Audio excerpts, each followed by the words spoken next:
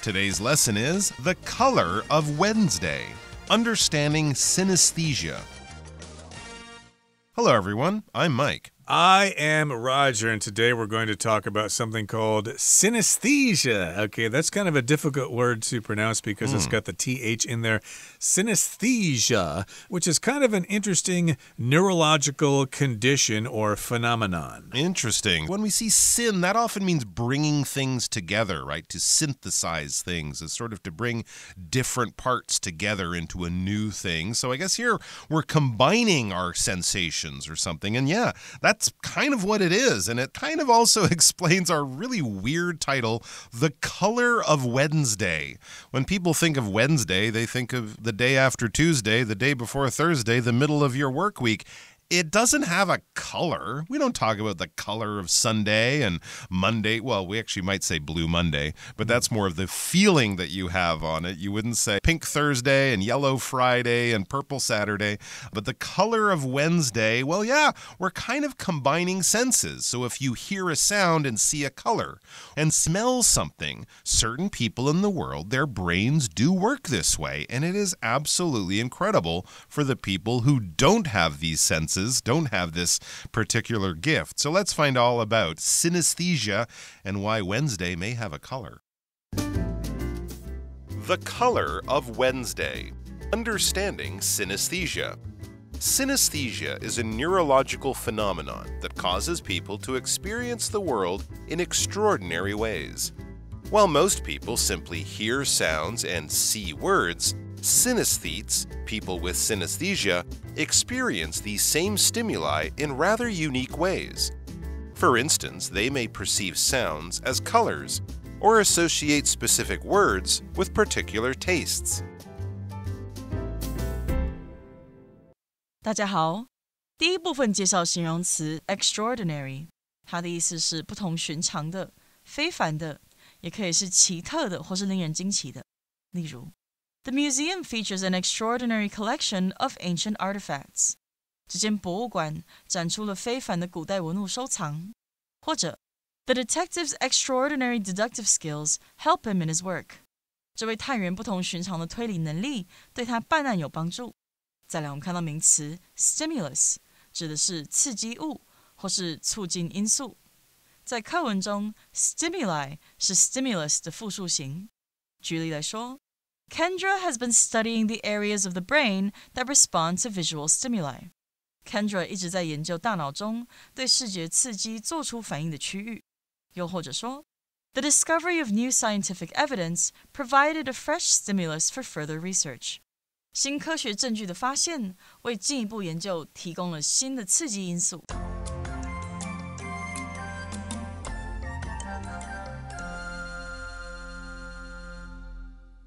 Okay, so here's the first paragraph. It introduces us to this particular topic. Synesthesia is a neurological phenomenon that causes people to experience the world in extraordinary ways. So here we've got the word neurological, which has to do with neurology, which is the study of the brain and the neurons and all those things that go on in the brain and in the nervous system of the body. So it does have to do with the nervous system, with the brain, and it's a phenomenon or something that happens. It causes people to experience the world in different ways. If something's extraordinary, it is really, really unusual, really, really different. And yes, indeed, you could have the color of Wednesday or the light of a sigh, for example, or the sound of the sun, or you could hear trees singing. Who knows? There are all sorts of different possibilities. Okay, well, let's find out how most of us will experience the world. It says, while most people simply hear sounds and see words, synesthetes, people with synesthesia, experience these same stimuli in rather unique ways, okay? So yeah, most of us, we hear a sound, right? There's a noise, it goes in your ear, your brain identifies it and says that's a dog barking or a duck quacking or sound of a car driving by. We hear these things. We see words, all right? We use our eyes to see things. If your eyes are closed and someone says, read this book, you'll say, I can't because I can't see the words. That's kind of pretty normal, right? Well, synesthesia synesthetes, and as it says, that's the word for people with synesthesia, well, they experience these same stimuli in rather unique ways. When we're talking about things that our senses, well, sense, things that we might hear or smell or see or feel, we're talking about stimuli, anything that causes our nerves to react and send messages to our brain going, what's that? What do I do? What's going on? That is a stimuli. When you're asleep, your body has this amazing ability to kind of block out a lot of stimuli, right? You can be in the middle of your sleep and a car can drive by, a dog can bark, maybe even your doorbell or phone can ring and you can't hear it. Your brain is sort of blocking out the stimuli because you want to sleep. You don't want your sleep to be interrupted. But basically, a stimuli is something that will typically be picked up, especially when you're awake, by your senses, by smelling, hearing, sight, and things like that. So these people will experience the same stimuli, the things we might see or hear or smell, but in unique and strange and unusual ways. For instance, they may perceive sounds as colors or associate specific words with particular tastes. So these are different kinds of stimuli. Stimuli, remember, is the plural form. Stimulus is the singular. So yes, we've got specific words that may evoke certain kinds of tastes. Okay, so if you see a word written on the page, it could be any word, maybe laundry, for example, and when you see that word, you get this sort of smell, this sensation in your nose of pizza or something like that. So yes, they associate these words with particular tastes, or they see sounds as colors. Okay, let's move on now to the second part and talk about the five senses and other things that can happen with synesthesia. Our five senses, sight, hearing, touch, taste, and smell, aid in interpreting our surroundings through a three-step process. First, detection occurs when a stimulus grabs our attention, like hearing a sound while daydreaming in class. In the second step, our senses send information about the stimulus's characteristics to our brains. How loud is it? How close? What is the tone? Finally, the brain processes this information, which allows us to understand what's happening. You realize the sound is your teacher loudly calling out for your attention. In synesthetes, this third step differs. In addition to sending signals from the ears to the sound processing region, synesthetes' brains route these signals to a second processing area. As a result, synesthetes might not only hear their teacher yelling, but also experience the words as colors, textures, or even tastes. Research indicates that synesthesia can develop in three main ways. Some synesthetes are born with this ability. It might even be hereditary. Others pick up synesthetic abilities following a brain trauma or temporarily by taking drugs that affect brain function. 第二部分看到动词 interpret 表示理解或是解释，例如 The student spent all night trying to interpret the essay. 那名学生花了整晚的时间努力理解这篇论文。或是 I'm not sure how to interpret his strange actions. 我不确定该如何解释他的怪异行径。接着看到名词 surroundings， 它的意思是周遭环境、周围情况或是环境的意思。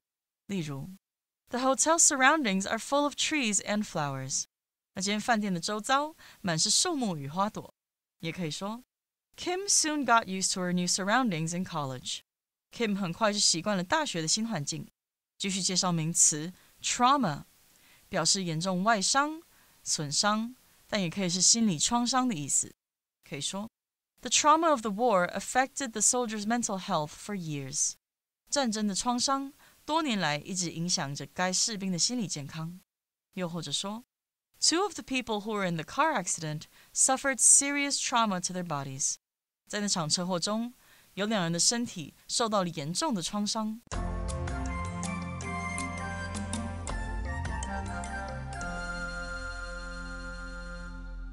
All right, so we're talking about synesthesia, how synesthetes, people with this very interesting neurological phenomenon, how they interpret the world and how they identify different stimuli, different things going on around them.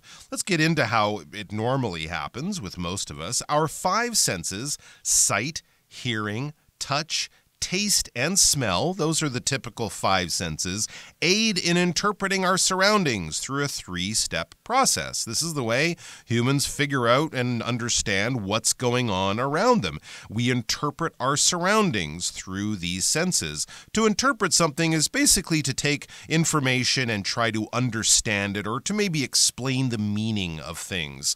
When scientists do research, they'll get a bunch of data, a bunch of numbers, facts, and information, but then they have to understand, what does it mean? That's the interpreting part. That's where their expertise is much better than ours, who just look at numbers on a page and go, okay, data, so what? Explain it to me, interpret it for me, make it make sense, or make me understand its position in the real world. So we interpret our surroundings, the things going on around us. Your surroundings could also be your environment, or the stimulus in your environment, what's going on around you, what you can see, smell, hear, taste, things like that. So basically our senses tell us what's going on around us through a simple 3-step process. So here's the first step. It's detection, and that occurs when a stimulus grabs our attention, like hearing a sound while daydreaming in class. So this is detection. You actually become aware of the sound. You haven't really started to interpret it yet or try to figure out exactly what it is. You just sort of know something's happening. You have the stimulus and it grabs your attention. It gets your attention. To grab here just means to grasp firmly. It holds on to your attention. You really want to know what is happening there. And the example we have here is like hearing a sound while daydreaming in class. So, of course, most of us are guilty of daydreaming in class. The teacher is going on and on about something. I know this. He talked about it yesterday. So you start daydreaming. You start thinking about, what am I going to do after school? Oh, that video game I was playing was a lot of fun. Or I'm going to get together with my friends and play basketball. You're kind of daydreaming. You're thinking about other things.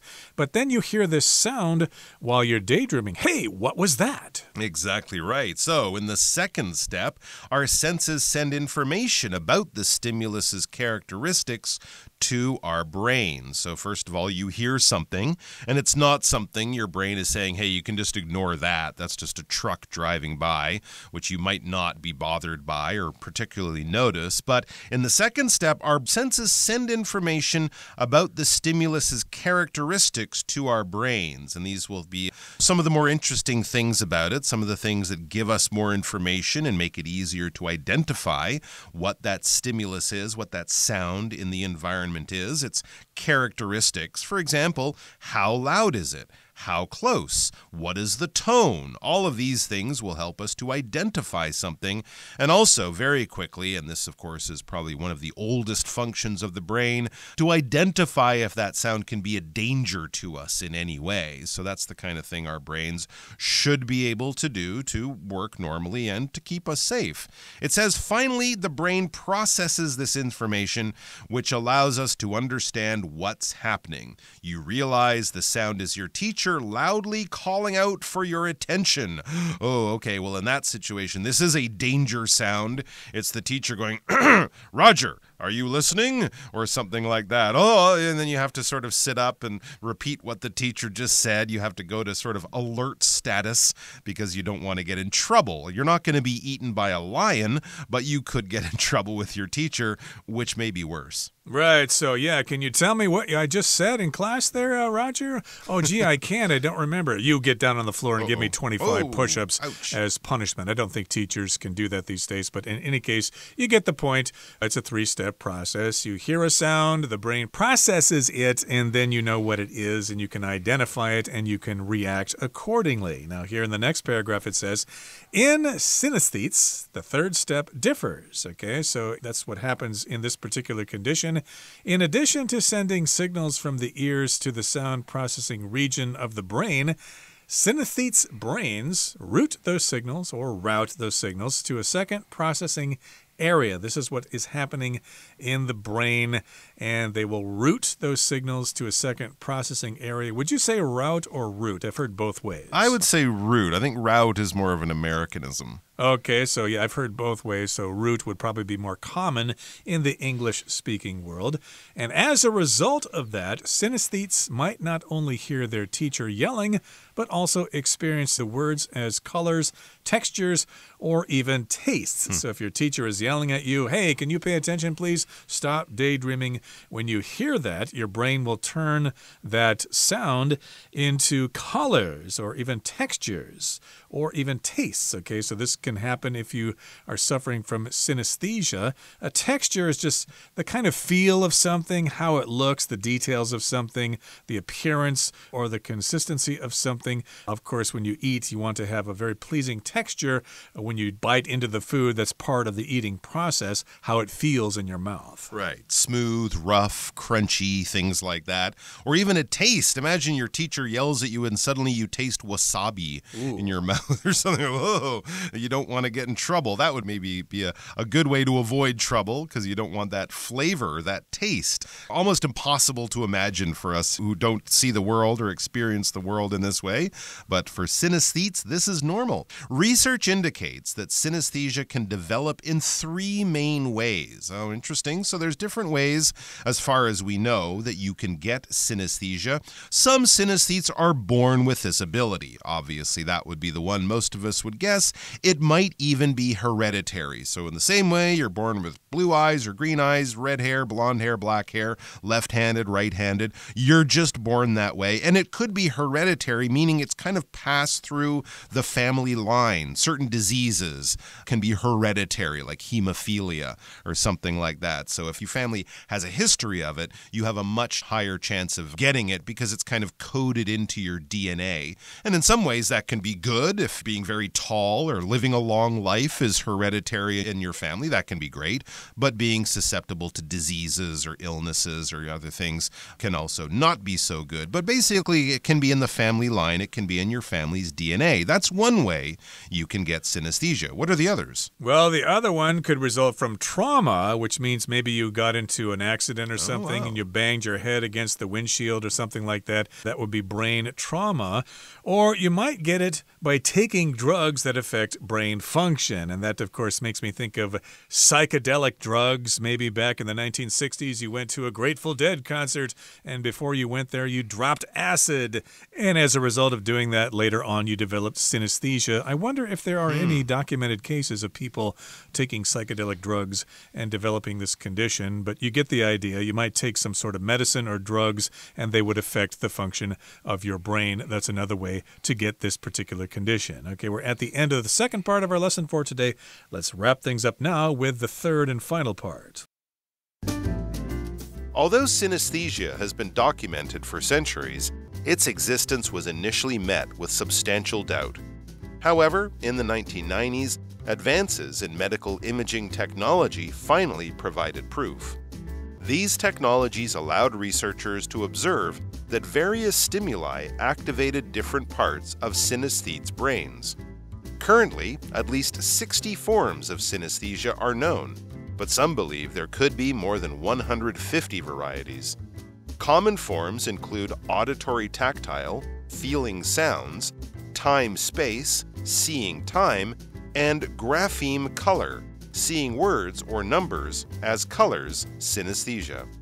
It's estimated that around 4% of people, including celebrities like Lorde and Billie Eilish, experience some type of synesthesia. However, the true number is likely higher, since many synesthetes are unaware that their perceptions differ from those of other people. 第3部分看到动词 estimate， 它表示估量或是估计。可以说 There were an estimated 10,000 attendees at the concert. 据估计，这场音乐会有1万人出席。最后一个例子 It was difficult to estimate the number of people at the event. 参加活动的人数难以估计。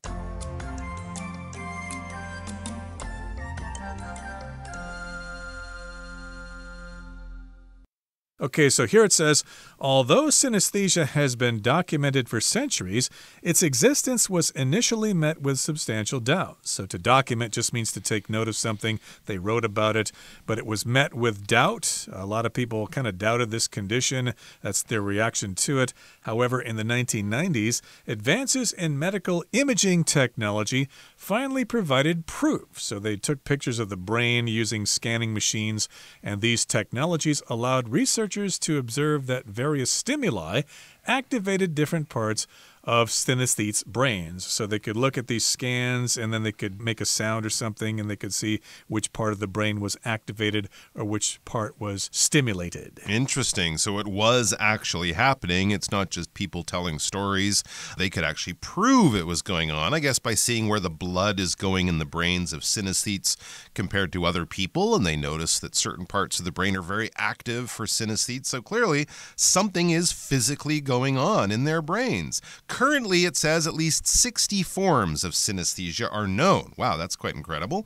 But some believe there could be more than 150 varieties. So they know of 60 different variations. And I guess if you're hearing sound and tasting things, or hearing sound and smelling things, or hearing sound and seeing things, that would be 3 different versions right there. So all of these different kind of crossed wires and cross connections in your brain that give you synesthesia can work in lots of different combinations, but there could be more than 150 varieties, many different versions of that synesthesia that they haven't really experienced or at least researched and documented. Here are some common ones, though, some of the more commonly seen of the 60 they've identified.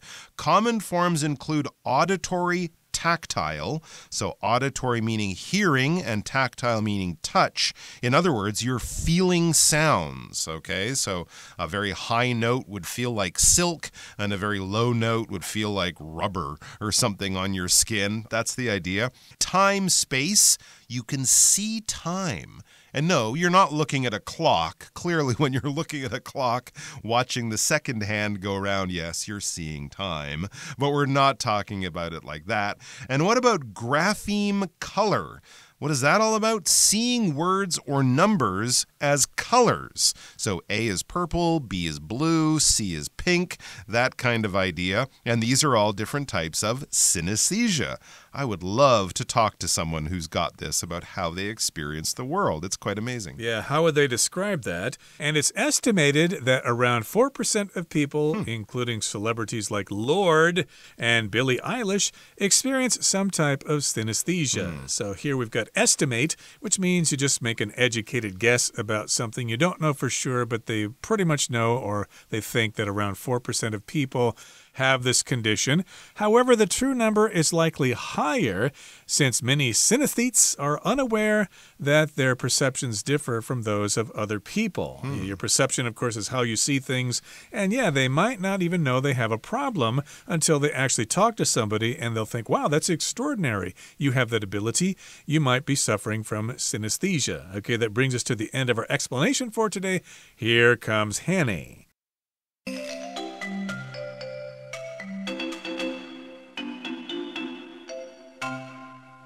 各位同学大家好，我是 Hanny。 今天要练习文意选填的题型，我们先快速浏览题目的10个选项。 A 选项 aid in 表示帮助有助于， aid 当动词常常会搭配 in。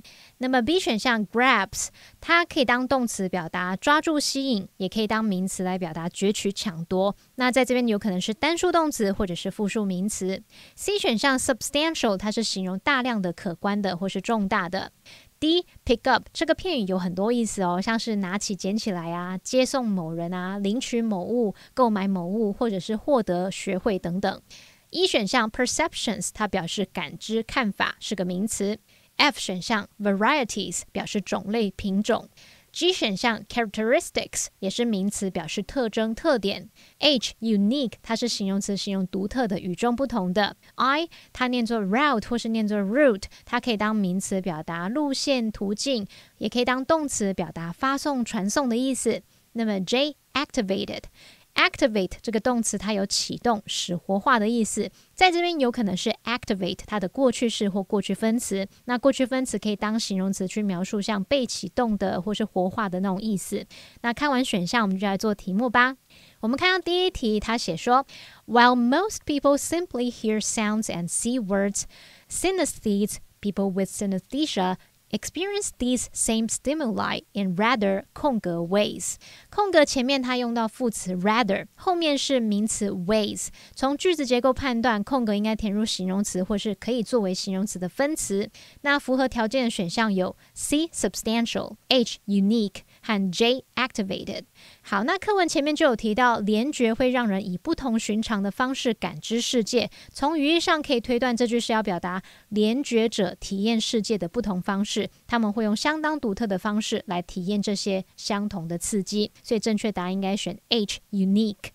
第二题他提到 Our five senses, sight, hearing, touch, taste and smell, 空格 interpreting our surroundings through a three-step process。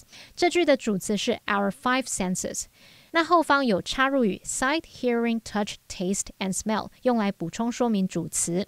那么空格后面是动名词片语 interpreting our surroundings， 这是用来当受词，所以从句子结构判断，空格应该填入原形动词。符合的选项有 A aid in, D pick up 和 I route 或念 route。 根据语义呢，正确答案要选 A aid in 来表达我们的五种感官透过3个步骤帮助我们理解周遭环境。好，第三题他提到 First, detection occurs when a stimulus 空格 our attention， 空格前方的a stimulus 它是主词，那后方的 our attention 是受词，那可以推断空格需要填入第三人称及物动词。符合条件的选项只有 B grabs， 而且符合语义。 grab somebody's attention 就是表达吸引某人的注意力。下一题他提到 In the second step, our senses send information about the stimuluses 空格 to our brains， 空格前方是 the stimuluses， 那之后要接名词来作为所有格的受词，而且后方的 to our brains 暗示这个名词应该跟感官传递讯息的过程相关。我们选项当中是名词的选项有 E perceptions, F varieties, G characteristics 还有 I route。 根据语义，正确答案应该要选 G characteristics 来表达我们的感官会将与该刺激特征相关的讯息传送到我们的大脑。我们再看到第5题，他有提到说 synesthetes brains 空格 those signals to a second processing area， 那空格前面的主词是 synesthetes brains，空格后面是受词 those signals， 可以推断空格里面要填入原形动词。符合的选项有 D pick up 和 I route。 根据语义，正确答案应该要选 I route， 去表达说大脑将这些讯号传送到了第2个处理区域。好，下一题他说 Others 空格 synesthetic abilities Following a brain trauma 点点点，那空格前方是主词 others， 空格后方是受词 synesthetic abilities， 所以空格应该要填入原形动词。符合的选项只有 D pick up， 而且符合语义，用来表达获得联觉能力。那 pick up 它就可以表达逐渐获得、习得或养成，可能是养成某种习惯啊、特质或能力等等。再看到下一题，他说 Although synesthesia has been documented for centuries, its existence was initially met with 空格 doubt。 空格前方他提到 its existence was initially met with， 那后方是名词 doubt， 这边可以判断空格要填入形容词或者是可以作为形容词的分词。那符合的选项有 C substantial 和 J activated。语义上来看，最适合答案会是 C substantial 来表达虽然联觉的记录已经有几个世纪了，但它的存在最初还是受到了大量的质疑。好，看到第8题，他提到 These technologies allowed researchers to observe that various stimuli 空格 different parts of synesthetes brains， 那空格前方的主词是 various stimuli， 后方是受词 different parts of synesthetes brains。 这个句子它是用过去式，可以判断空格要填入过去式的及物动词。符合条件的选项只有 J activated， 表达不同的刺激会活化联觉者大脑的不同区域。好，下一题他提到 Currently at least 60 forms forms of synesthesia are known, but some believe there could be more than 150空格。空格前面有 more than 150， 可以得知应该要填入复数名词。符合条件的选项有 E perceptions 和 F varieties。根据语义，正确答案应该选 F varieties 来表达不同类型的联觉。好，那么最后一题他提到 Many synesthetes are unaware that their 空格differ from those of other people。 空格前面是 their， 后面则是 differ from。 那我们可以判断空格应该填入复数名词。符合条件的选项只剩下 E perceptions， 而且符合语义，表达说许多联觉者并未意识到自己的感知与其他人不同。好，那以上的今天的讲解，我们就来回顾今天的单字吧。 Extraordinary。Jacob's extraordinary way of thinking allows him to come up with creative solutions that no one else would consider. Stimulus. A sudden noise served as a strong stimulus that made the dog bark loudly and run toward the door. Interpret. It can be difficult to interpret someone's true feelings just by looking at their facial expressions. Surroundings. Timmy felt more comfortable once he became familiar with his new surroundings. Texture.The soft texture of the blanket made it perfect for keeping warm on cold nights. Trauma. Dr. Butler explained that the patient's head trauma could lead to problems with her long-term memory. Document. The photographer documented the festival to show the cultural traditions of the village. Estimate. Dante estimated that finishing the project ahead of schedule would require extra workers.Well, that brings us to the end of another edition of our program, and please make sure you join us again next time. From all of us here, I am Roger. I am Mike. See you next time.